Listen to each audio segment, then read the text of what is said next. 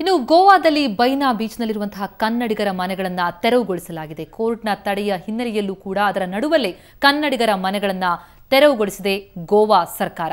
157ಕ್ಕೂ ಹೆಚ್ಚು ಮನೆಗಳ ತೆರವು ಕಾರ್ಯಾಚರಣೆ ನಡೆದಿರುವಂತದ್ದು. ಮುಂಜಾನೆಯಿಂದಲೇ ಗೋವಾ ಸರ್ಕಾರದಿಂದ ಮನೆಗಳ ತೆರವು ಕಾರ್ಯ ನಡೀತಾ ಇದೆ. ಕೋರ್ಟ್ ತಡೆಯಾಜ್ಞೆ ಇದ್ರೂ ಕೂಡ ತೆರವಿಗೆ ಮುಂದಾಗಿರುವಂತದ್ದು ಗೋವಾ ಸರ್ಕಾರ. ತೆರವನ್ನ ವಿರೋಧಿಸಿ ಕನ್ನಡಿಗರು ಕೋರ್ಟ್ಗೆ ಮೊರೆ ಹೋಗಿದ್ರು.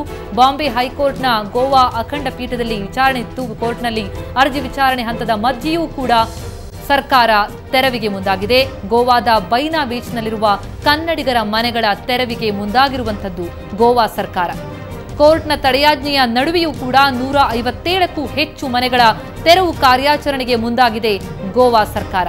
ಗೋವಾದ ಬೈನಾ ಬೀಚ್ನಲ್ಲಿರುವಂತಹ ಕನ್ನಡಿಗರ ಮನೆಗಳ ತೆರವು ಬೆಳಗಿನಿಂದಲೇ ನಡೀತಾ ಇದೆ.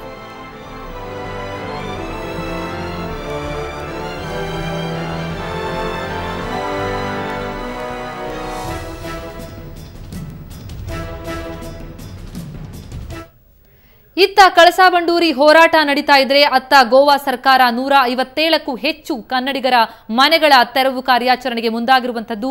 ಬೆಳಗಿನಿಂದಲೂ ಕೂಡ ಗೋವಾದ ಬೈನಾ ಬೀಚ್ನಲ್ಲಿ ಕನ್ನಡಿಗರ ಮನೆಗಳ ತೆರವು ಕಾರ್ಯಾಚರಣೆ ನಡೀತಾ ಇದೆ. ಒಟ್ಟು 157ಕ್ಕೂ ಹೆಚ್ಚು ಮನೆಗಳ ತೆರವನ್ನ ಮಾಡಿರುವಂತದ್ದು ಗೋವಾ ಸರ್ಕಾರ. ಕೋರ್ಟ್ನಲ್ಲಿ ತಡೆಯಾಜ್ಞೆ ಇರುವಂತಹ ನಡುವೆಯೂ ಕೂಡ ತೆರವಿಗೆ ಮುಂದಾಗಿದೆ ಗೋವಾ ಸರ್ಕಾರ.